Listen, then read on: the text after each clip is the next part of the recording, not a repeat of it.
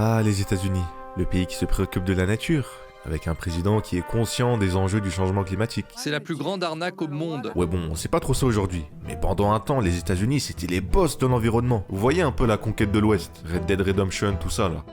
Pas moi qui sais.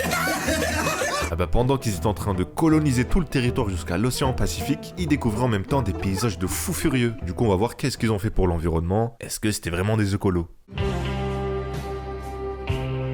Alors ça peut paraître étonnant, mais les États-Unis c'est un peu des pionniers sur la protection de l'environnement. Les premières mesures pour préserver la nature, elles arrivent moins d'un siècle après leur indépendance. En 1872, l'État fédéral, donc Washington, met en place le premier parc national du monde, Yellowstone. Un peu avant, en 1864, sous le président Abraham Lincoln, le site de Yosemite était un espace protégé et il est devenu en 1890 un parc national sous l'impulsion de John Muir. Et là vous vous dites, Abraham Lincoln je connais.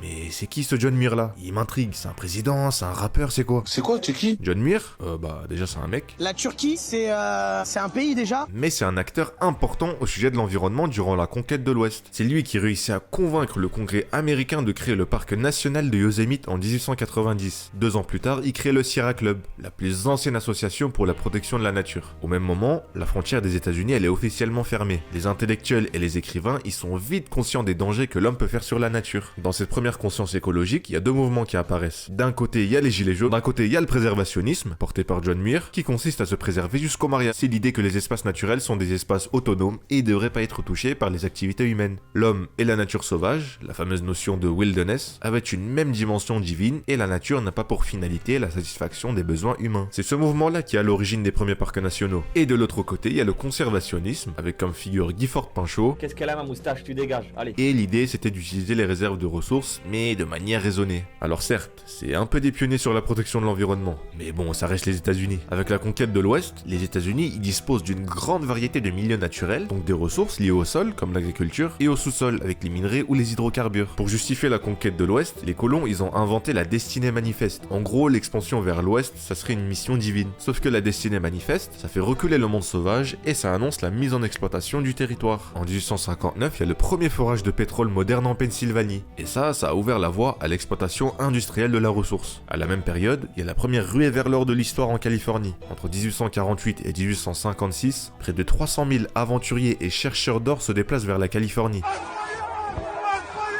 arrachant des tonnes d'or aux fleuves et aux montagnes de la région. Les méthodes industrielles que les gens utilisent, ils ont des conséquences environnementales catastrophiques. Il y a de l'eau gaspillée, des forêts détruites, les rivières chargées d'une boue jaune qui rend les champs stériles et plein d'autres trucs encore. De la merde. Juste après la guerre de sécession, il y a une grande période de développement économique et industriel grâce à la surexploitation des ressources. Les Américains, ils pensaient que les ressources naturelles, ils étaient inépuisables. Mais avec la fin de la frontière, le mythe de l'abondance inépuisable de la nature américaine, il prend un petit coup. Du coup, là on peut faire le lien avec le conservationnisme, qui disait d'utiliser les réserves de ressources, mais de manière raisonnée. Bon voilà, on a vu que les États-Unis c'était les premiers sur la protection de l'environnement, même si aujourd'hui c'est plus trop ça. Moi ça me rappelle Marseille, qui est la première équipe française à avoir gagné la LDC, et même si aujourd'hui c'est plus trop ça, bon on reste à jamais les premiers. Et pour connaître la fondation de Marseille, cliquez sur la vidéo qui s'affiche à l'écran.